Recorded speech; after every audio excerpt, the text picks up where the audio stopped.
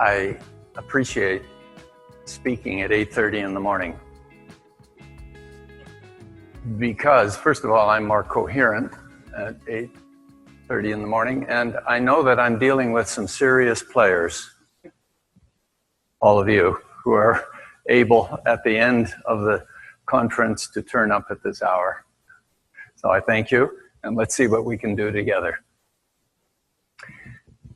This is my talk, and you will notice that I'm using some color coding, and I invite you to pay attention to the color coding. Indeed, I invite you to be as far away from me as you wish. I do notice that this is a difficult room in terms of picking up the details of the PowerPoint talk.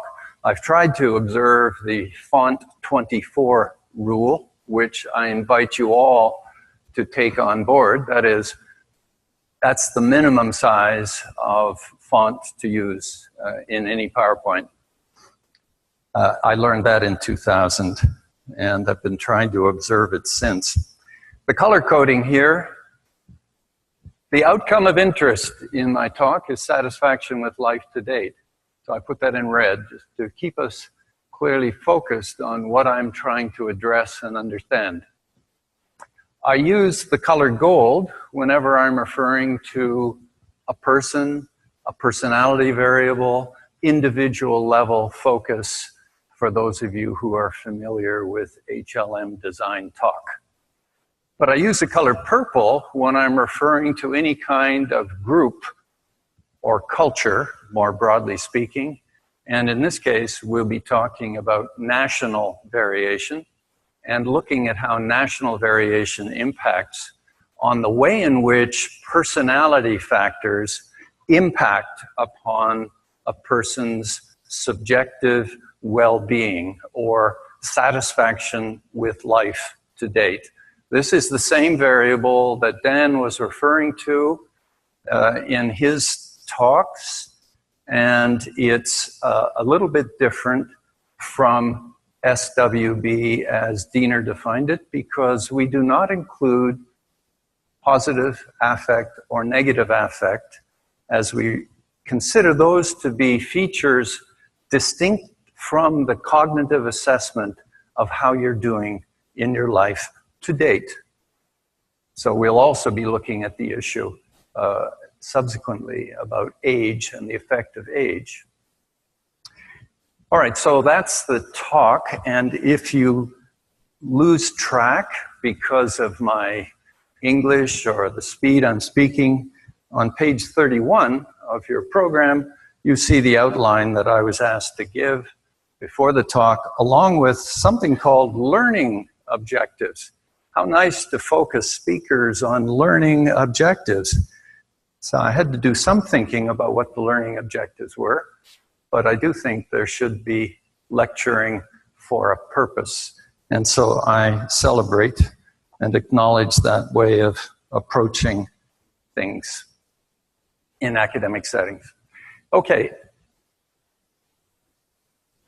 This is the abstract, and I don't want to bury you with words. You will find them on the page if you wish. But again, I want to highlight the color coding. The topic of interest is satisfaction with one's life to date, how you would rate your satisfaction with your life to date. And that's the outcome of interest. We're going to look at how personality resources that each person has in gold impact upon a person's satisfaction with their life to date. And we're going to see if that process, that connection between personality and satisfaction with life to date is impacted by some feature of the nation in which you live. I am very aware that most of the research that we are discussing is based upon persons who are living, resident, and have always lived, usually in the United States of America, sometimes Canada, but mostly, as we have come to discover, in weird cultures, which includes, of course, highly educated people. I'm very concerned about the psychology of every person on the planet. And so I welcome the fact that the World Values Survey gives us free access to data, which is derived from interviews with people across representative samples in all countries, so that the number of women, the ratio of women to men is represented in the sample, age groupings are represented in the samples, educated groupings are represented in the samples. So we can really talk and really begin exploring the psychology of every man, not just the psychology of highly educated, sophisticated university undergraduates. Okay, learning objectives. You'll see them listed in the booklet. We're going to talk about this concept of well-being. We're going to see how personality resources relate to a person's achievement of satisfaction with life to date. I call this an achievement. That is to say, given the confrontation that we all have with life, how well do we do? How do we think we're doing? Of course, it's a subjective measure, but anybody committing suicide is making a subjective judgment about their life. Do certain personality resources show a stronger relationship to satisfaction with life to date? And do they do so in different cultural settings? Notice the color again, purple for the cultural level of analysis, the broader level of analysis, and gold for the personality issues. How do cultural settings, the place where you are functioning, and for most people, the place where they were born, impact and vary in terms of the way they socialize children, the way they want to create human capital for the future, for socializing children in the present case in nations. The nation is the unit of analysis which is typically used in cross-cultural studies, which should no longer be typically used, in my opinion, because we now have access to other additional features of our enculturation into life. Gender in particular, age being part of the process. Okay, so those, what do we have here? Yes, so I'm going to look at the relationship between your personality resources and your sense of how satisfied you are with life to date in different kinds of nations, making the question of whether or not the nation into which you were born makes a difference in how your personality resources are realized in terms of how satisfied you feel with your life today. Is that okay? That's about where we're going. Okay. Now, I want to give some appreciations. One Chinese proverb, which I did not use last night, which is always in my mind, is the proverb that, or the adage, or the reminder, when drinking water from a stream, remember its source. When drinking water from a stream, remember its source. So, of course, I want to appreciate the International Network on Personal Meaning. This is my first meeting. I've been in long conversation with Paul Wong in different ways and different matters, but this is my first meeting, and I'm touched by what I have seen and experienced in this meeting. I thank you all. Who used the word humanity to describe? I guess it was Carol Reif when she was describing her sense of the liberation she feels when she's presenting to this group. That's an unusual experience for me in a conference setting, of course. The organizers I want to appreciate for this conference. Of course, I was introduced carefully by Chia today, but there are many people who are involved in this. Here's one. Do you recognize this lady?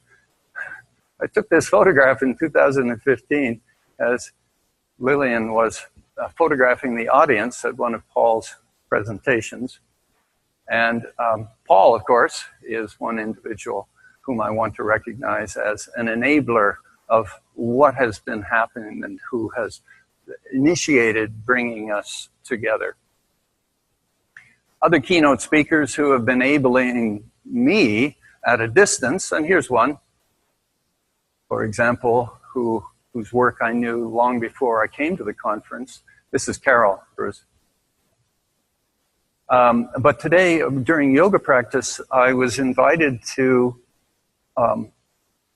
bring to mind somebody whose contact with me at this conference has particularly inspired me and moved me. And Bruce, you came to mind. And so I want to offer you a line of poetry which has meant very much to me throughout my life. It's from Dylan Thomas's Fern Hill. You may know that poem, which he wrote when he was very young, actually, about 25, 26. Time held me green and dying, though I sang in my chains like the sea. Time held me green and dying, though I sang in my chains like the sea. Okay, well-being, the concept. Endless transhistorical fascination with well-being, as you know, a huge literature, philosophical and psychological, on the concept of well-being, and of course, how to find it. I use green when I'm dealing with process as opposed to outcome. Well-being I take as an end state of a set of processes that have been put in motion by the individual and as a consequence of the cultural setting in which they live. There are associated concepts, many of course: happiness, hedonic, eudaimonic, flourishing, positivity, mature wisdom, engagement, flow. We're awash in such concepts, and not surprisingly, given human interest in how to get through life in one piece and maybe flourish. There are both prescriptive and descriptive models of well-being and its components. Prescriptive, again, in green, because these are suggestions about the process of how you get there. So we see these kinds of diagrams focusing on different aspects of human personality that lead to well-being. Okay, the concept. Cultural conceptualizations of well-being. Eastern, Confucian, Taoist, Buddhist, Japanese, harmony, Japanese. Focus on harmony, contentment, detachment, moderation, and/or Western focuses upon aspects of well-being, self-fulfillment, integrity, compassion. These are words that seem to fall within the basic domain of what constitutes well-being. And we get many kinds of references to these concepts in different cultural traditions. Other indigenous constructs tend to be neglected because of the development of psychology in the English language in these traditions. Islamic, for example. What about faithfulness as a fundamental goal of human life? Devotion in the Hindu tradition, for example. So these are other ways in which cultural systems have attempted to address the question of how to be human well. You see the number of symbols here that derive from world traditions, many of which we have not tapped in our literature. So I say caveat emptor here. Be careful, users of these concepts, and recognize that you stand in many shadows that have been cast through historical time. And be sure of your ground when you're looking from your own perspective that there may be many alternative ways of assessing the fundamental issue of how to live well. Okay, getting well, ing, process, well is the outcome, and indeed better. Some people would like to get better, not just well. The process. Many psychological models for attaining ing. I love ing words. As a social psychologist, I think we need to spend much more time focusing on process and looking at ing factors that lead to the outcome of interest, not simply measuring it. We really have a dominance by the personalism focus of the individual tradition, that everything hinges upon the skill and strength of the individual, rather than looking at the broader context in which we are functioning. Okay, so many of such have been proposed, like Paul Wong's model of mature happiness. Okay, these include personality concepts that are judged to facilitate the process. And we've got a host of these processes. Mental toughness, you may not have heard about recently in Frontiers. Positivity is Caprara, an Italian psychologist's input. Environmental mastery, Carol's idea. Resilience, Big Five extroversion, Schimach's work. Conscientiousness, Friedman's work. Minus neuroticism, Saltz and Valence, you know, the guy who ran the Harvard Adult Development Study and has been trying to instrument that, those outcomes in terms of contemporary developments. Social cynicism, the work we did on social axioms, worldviews. Apparently a social cynical worldview is also associated with negative outcomes in terms of your assessment of well-being. The processes are complicated. Let's leave it at that for this point in time. And these are the kind of mappings we get. And if you get lost in that mapping, welcome to my club, because this is an embarras de richesse, as the French might say. This is just a whole host of concepts that may overlap very strongly that we need to be considering. Okay, getting well and better the process. I'm going to focus on the importance of one's social context, age-related gender roles, and cultural heritage. Because all of these folks are involved in living a life at different stages of development and have different challenges based upon their gender roles and their age roles in time. Models for achieving well-being across the developmental span have been proposed in a number of studies, which I have just discovered as I'm doing this kind of work. There's a concept called life course of personality. This is Sarah Hampson's model. There's also a model by Shanahan. And they say things in these works like conscientiousness, one of the big five factors, may be more consequential. We know it's consequential, but it may be more consequential in some social contexts than others, and when accompanied by some constellations of other personality resources. So they're opening up the possibility that what is normally studied and shown to be impactful in American culture, in these cases, might also be impactful and perhaps more impactful in another cultural setting. But that's an open issue because we have not yet had a careful look at enough cultural systems in order to see if the cultural system impacts upon the strength with which a personality resource, like conscientiousness, could impact upon your level of satisfaction with life to date. Okay, other aspects of personality may similarly be enhanced or moderated, modified by the cultural setting in terms of its impact on how satisfied you are with your life to date. Okay, the psychological outcome. There are many well-being measures, both objective and subjective, operationalized but seldom interrelated. Often we tend to have a tunnel vision in terms of our construct of delight, our construct of interest, our construct of focus. And very few studies integrate across a wide variety of outcome measures. An exception is, of course, Friedman's work, Howard Friedman's work on the Terman life study, the data derived from the 1930s, of course, carefully selected in California based on students who had IQs of 130 or more. Now, I don't know about you, but I would not qualify for that study.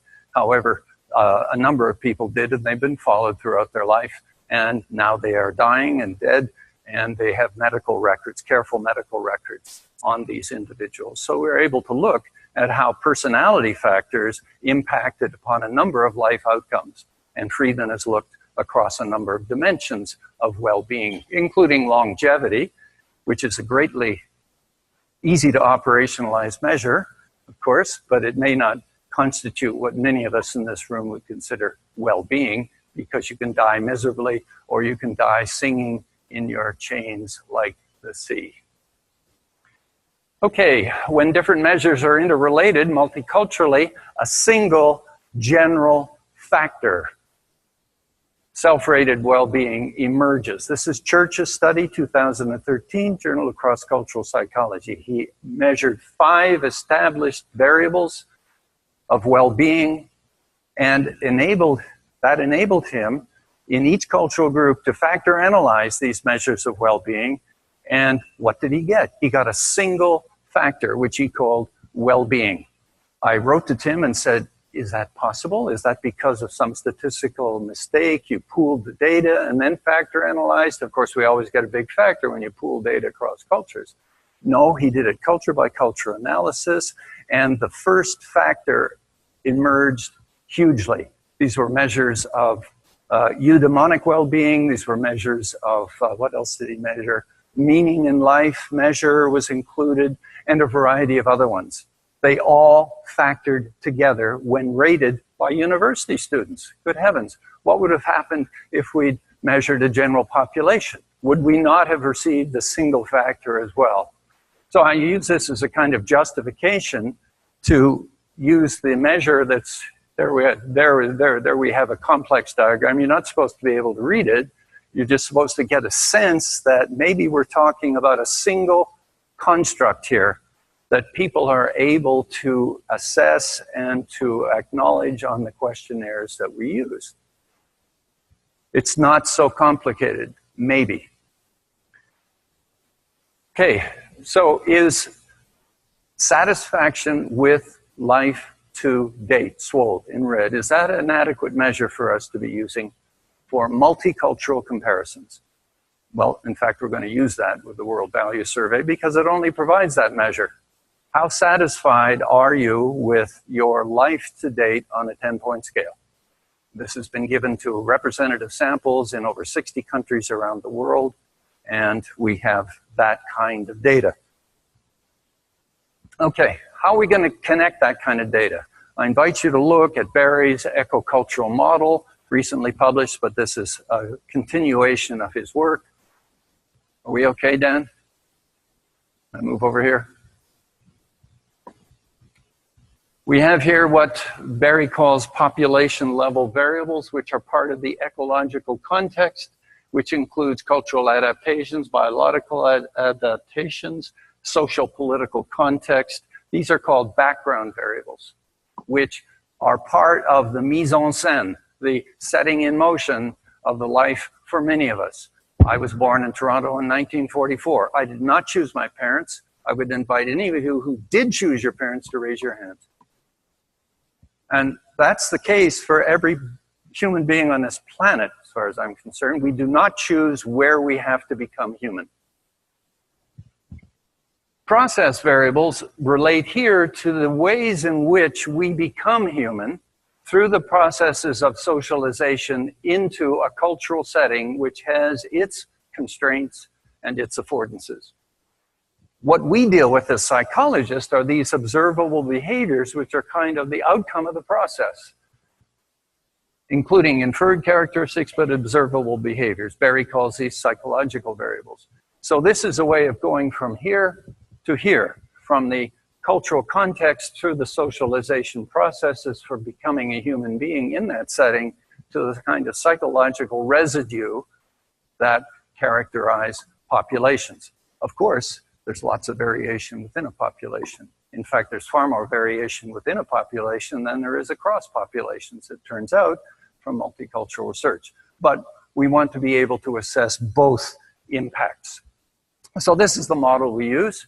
This links background features of cultural systems, purple color, to individual functioning through adaptive processes.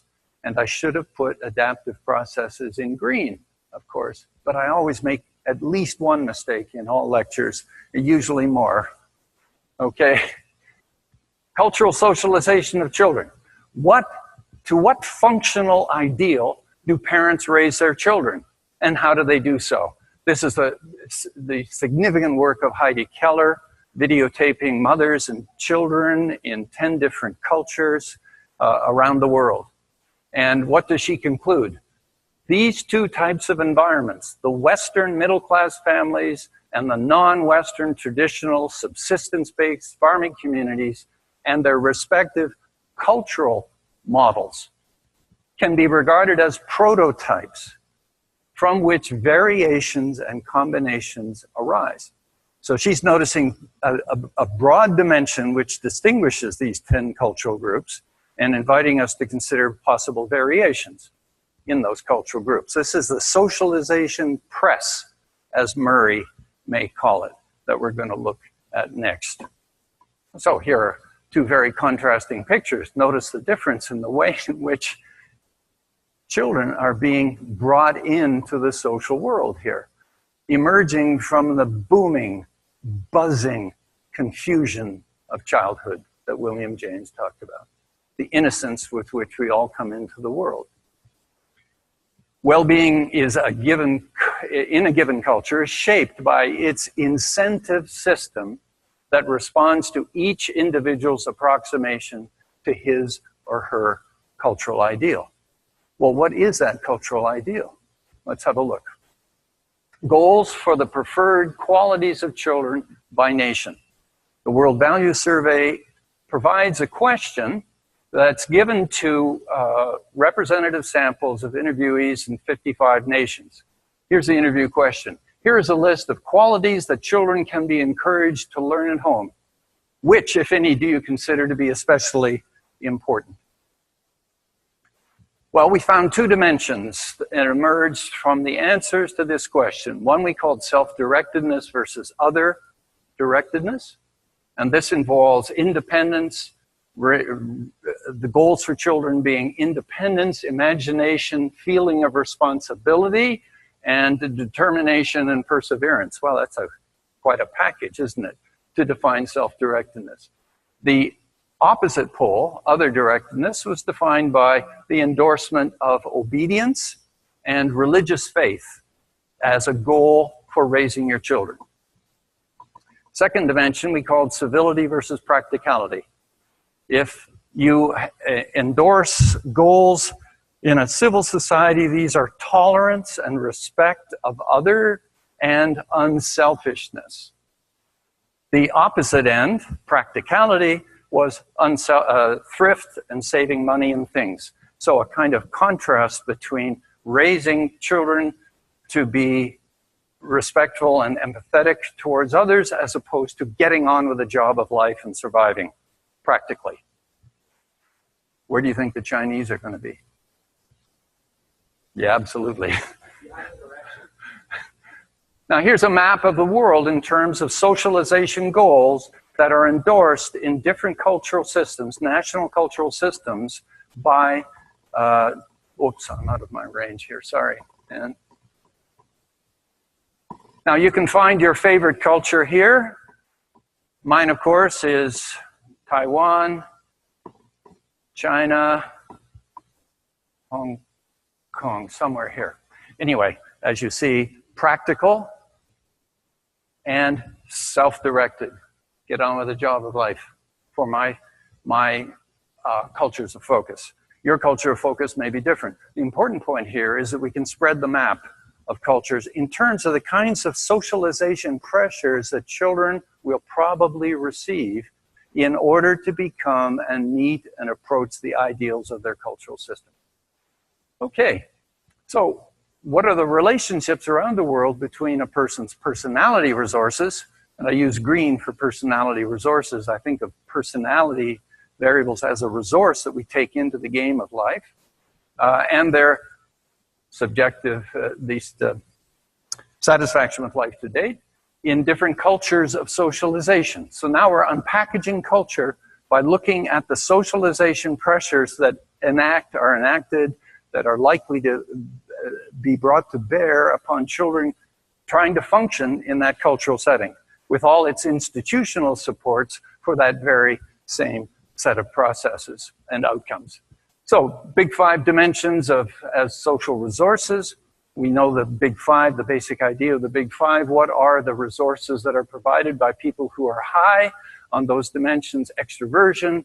These are positive engagers, positive social engagers, as opposed to people who have a different pace of engagement.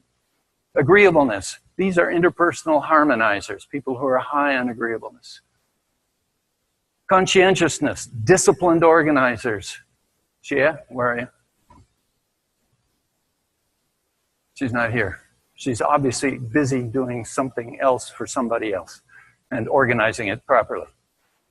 Emotional stability. These are folks who are steady participators. You don't have to worry. They're not maintenance problems. People who are neurotic, the opposite end of that scale, are maintenance problems in social interaction, at least from my perspective as a social and former clinical psychologist. You have to worry about them when you're interacting with them because they go off task. They get self-absorbed, they get distracted, they get emotional, and so forth. Openness. People high in openness are the curious explorers in life.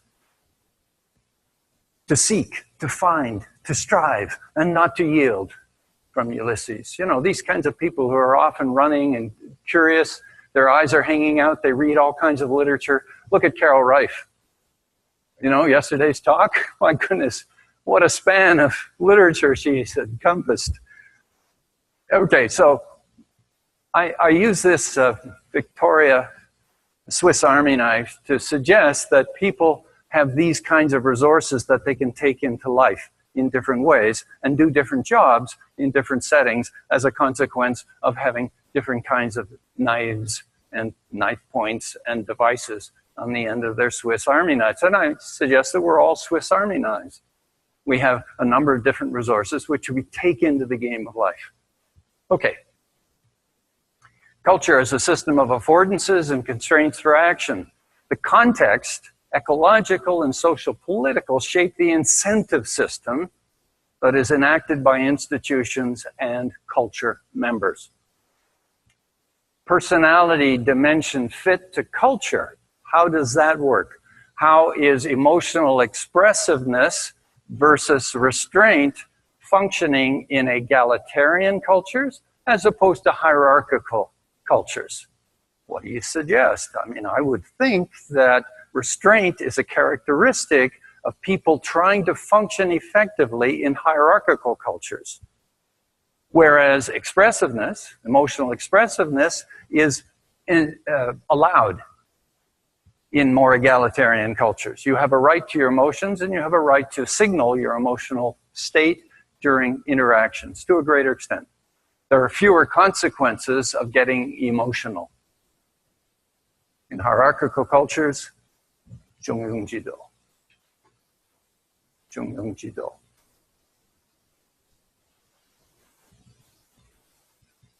Okay, so this is a question of fit now. I'm trying to suggest that maybe it makes more sense to be successful in life if you have certain personality resources in certain cultural systems which have constraints and affordances in terms of how children should be behaving, how they should be realized, how they should be crafted. Culture is ubiquitous enforcer, leading to greater subjective, at least satisfaction with life today. For fitting personality types. Who's a fitting personality type? Is agreeableness more important in civil as opposed to practical cultures of socialization? Is extroversion, emotional stability, openness, and self-directedness more important in self-directed cultures as opposed to other directed cultures? Are these qualities that are rewarded in children and throughout our lifespan in cultural settings which prioritize these kinds of qualities in the social capital that cultures are designed to craft and create and promote? That's a question. So we're looking at variations on a theme here. I use this kind of Munsell color scheme to suggest that in certain cultural systems, there's a greater impact on your satisfaction of life if you have certain personality resources because they enable you to get through life more effectively in that cultural setting. So you're going to be more satisfied with your life if you are closer to the cultural ideal. Okay, Big Five, representative sample. Here's the data that we get from the World Values Survey. We've got 30,000 people in this sample interviewed from 23 nations, which vary, as you know, as I just showed you, in terms of socialization goals for children. Non-weird countries and Islamic societies are well represented, I'm delighted to say. So we can't be challenged on that common challenge that's given, that you're dealing with a very narrow subset of the human race. I think psychology should be about all people. I don't know about you guys, but this is one of the basic themes of cross-cultural research, to be more inclusive, culturally inclusive, but the question always is how to do it and where to get the data. It's awfully hard to get data, much easier now. Welcome to the 21st century. And thank you for the World Values Survey going through the initiative of putting together these questionnaires that they repeat from time to time. We're about to get World Values Survey number 7, wave 7, coming out. Responses are checked, and respondents providing missed or fixed responses to the big 5 items were discarded. So we go look at the data carefully, even though there are 30,000 of them. The price you pay for using other people's collected data sets is be careful. There's a lot of missing data. There are a lot of mistranslations. There are a lot of problems that you have to be careful and trust the person who's reporting the data, that they've gone through the collected data carefully. Translations of individual items on the TP checked, and one of the 2 openness items on this scale we had to discard because it was badly translated into Arabic. It was ambiguously translated into Arabic. Okay, but we had counterbalanced items, 2 items for each dimension on extroversion, agreeableness, conscientiousness, and emotional stability. Am I going too fast? Okay. This is, as Ken said, one of the empirical papers. Okay, so here are the big 5 that you've seen. I've got them color-coded here. What were the results? There are main effects around the world on satisfaction with life today for conscientiousness, agreeableness, and neuroticism. Neuroticism, of course, was negative. That is to say, emotional stability is positively connected to a feeling of satisfaction with life today everywhere at strong, very strong levels, of course. Cultural moderation, however, occurred for conscientiousness, neuroticism, and extroversion. That is to say, the impact of conscientiousness, extroversion, and neuroticism was enhanced in certain cultural settings related to the socialization of children. So it made a difference in some places. Where? Have a look. Sorry, here's conscientiousness. Of course, there's a main effect for conscientiousness. It's always better to be high in conscientiousness than low, but in self-directed cultures, it makes more of a difference. It's more impactful, and it leads to higher levels of satisfaction if you are conscientious. Everywhere, yes, but especially so in self-directed cultures. Here's emotional stability. Again, it's better to be emotionally stable in terms of achieving life satisfaction everywhere, but it's relatively more important in self-directed cultures. Similarly, for extroversion, we know there's quite a debate about extroversion, whether it's a good thing or a bad thing in terms of how you lead your life. Well, it's a better thing in self-directed cultures. In fact, it doesn't make a difference whether you're introverted or extroverted in other directed cultures at the other end. So here we have moderation by culture, where culture is understood and unpackaged in terms of the socialization goals for creating human capital that is idealized in that cultural setting. Self-directed versus other-directed children, civil children versus practical children. Okay, those are the results. Why and why not? Big 5 self-assessments emerge from a lifetime of within-cultural comparisons that people engage in when they rate themselves, of a person's behaviors with those of other proximal social actors. How do you know if you're introverted? How do you know if you're extroverted? You're rating yourself, but you're, of course, comparing yourself with the proximal actors with whom you interact. And here is the rather complicated facetization of the big five measures. As you know, there are 6 facets for each of the big 5 measures that are widely accepted as defining the particular dimension. The question for us is, as social psychologists, how do we react to people who are high or low on extroversion, introversion? How do we react? How do we interact with? How do we respond to people who are high or low on agreeableness, conscientiousness, emotionally stable, open to experience? So I think of the big 5 dimensions as social resources here in terms of achieving satisfaction with one's life to date. What about the neurotic? The neurotics create maintenance problems. And so I think socially we tend to avoid neurotics. If emotionally stable, we're pleased to associate with somebody because we can get on with the job of life without having to be over concerned about how they're going to react to various inputs and past problems and so forth. These are good people to have on your team. Stable, emotionally stable folks. Extroverted. Well, these folks give you a high behavioral output. Very high behavioral output, especially in terms of talking. They're very talkative kinds of folks. They talk well, they talk volubly, they talk frequently, and they talk a lot. When you have sufficient energy and need dynamism, enthusiasm, positive expression, you want to be around an extrovert. Now, we don't always need those kinds of folks. Some of us like peace and quiet, particularly academics, and I certainly notice the variations in extroversion, introversion among the speakers, for example, that we have in this conference. Okay, what do we want from openness to experience? These guys who are high in openness, they present varied, liberal, exploratory, humorous agendas.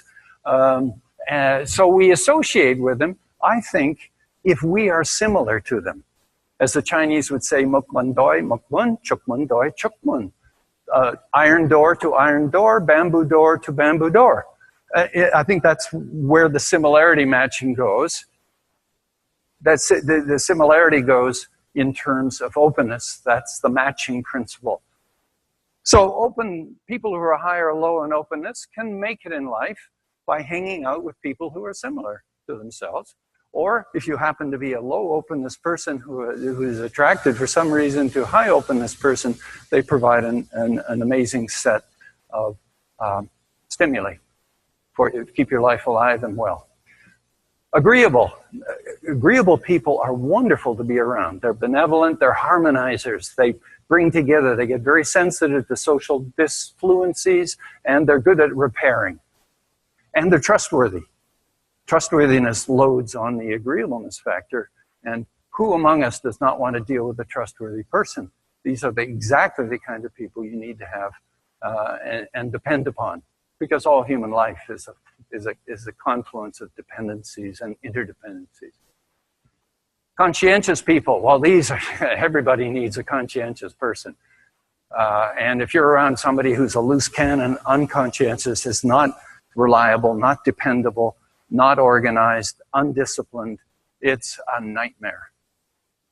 It's a real nightmare. Conscientious people are dependable, reliable, organized, careful, and so they cooperate in order to get the job done. We want to work with these kinds of people.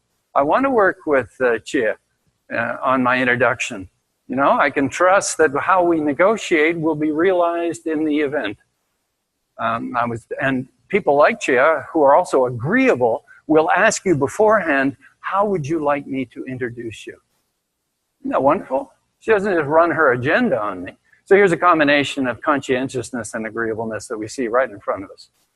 Okay. Positive enhancement was observed for emotional stability and extroversion, as predicted in self-directed cultures, but also for conscientiousness. I didn't predict that. I thought conscientiousness would be contributing to 10 minutes left. Okay, 10 minutes, fasten your seatbelts. Or maybe relax a bit. Sometimes less is more.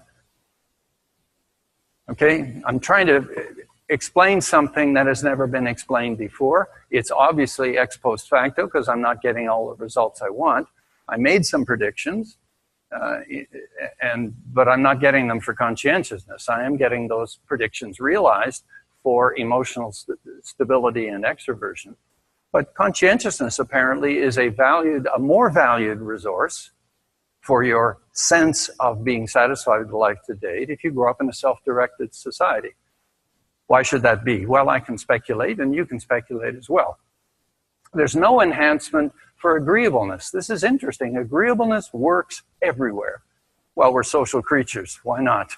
We want to deal with people who are benevolent, who try to harmonize, who are very upset if things aren't going well, and who try to bring people together, who are gentle, easygoing, straightforward is one of the facets of agreeableness in the Big Five system by McRae. And because it's so much easier to deal with someone who isn't tricky, but who's straightforward, sincere. People call it sincerity. It's wonderful if you have that kind of person. And you are that kind of person. I think you receive as you give. So national culture matters, but why? One way is in terms of the human capital goals that children are socialized to attain. That is to say, societies function to perpetuate themselves. They raise their human capital in certain ways, emphasizing certain goals for the development of children. These goals are sensible in terms of the ecological, social, and historical context out of which they emerge. And so they are adaptive responses to an environmental press that characterizes individuals who grow up within that national cultural system. That's one way to think about culture and how it impacts upon the kinds of processes that we explore as human beings. We have investigated trust of out-group members, trust of in-group members as a function of these ways of socializing children, and there's a very large impact, relatively greater impact in cultures that are self-directed, for example, in terms of whether people will trust strangers, out-group members, people they don't know beforehand, for example. Okay, self-directed nations institutionalize rewards for initiative, steadiness, and apparently also self-control relatively more for achieving subjective, or at least satisfaction with life to date, than do other directed nations. Now keep in mind, these qualities are important everywhere. There's a big main effect here. But if we're talking about culture, are we not looking at relative impact of the cultural factors into which you were born on these basic human processes? So it's the cultural variation within the pan-cultural, you might say, that should be the focus, in my opinion, the focus of people who are doing cross-cultural work. We want to look at how basic human processes, whatever they are impacted by the forces that have acted upon our subjects throughout their life. Subjects. Sorry, I was socialized into the 1960s. We call them now participants, co-conspirators. I mean, I really think they're subjects, but that's another issue. Apparently, it's not socially correct to call other human beings subjects because we get the word subjected out of that. And if we're in a self-directed culture, we don't believe in subjecting people.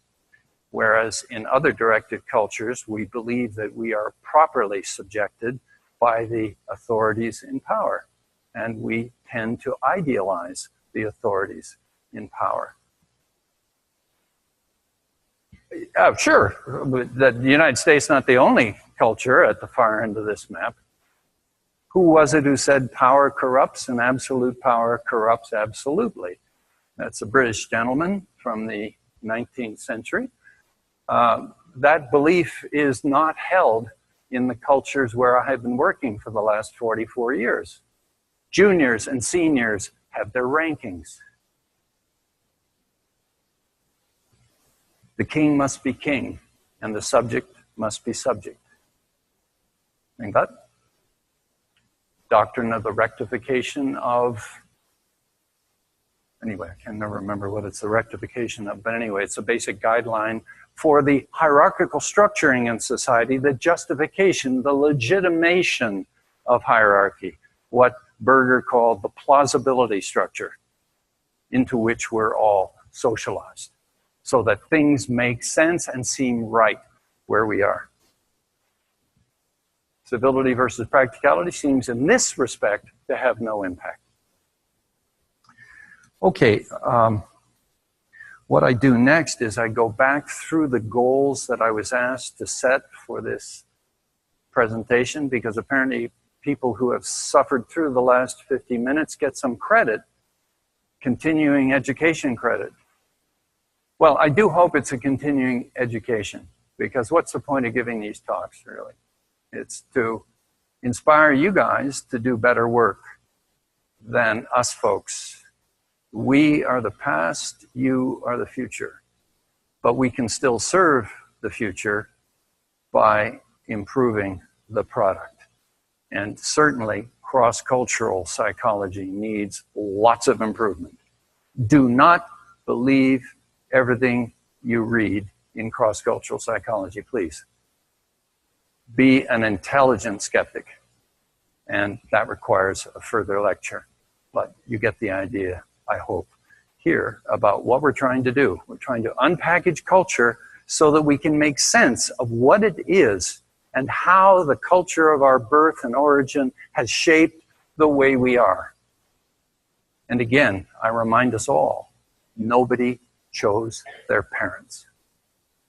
Therefore, we got thrown. Isn't that what the existentialists say? The thrownness of life.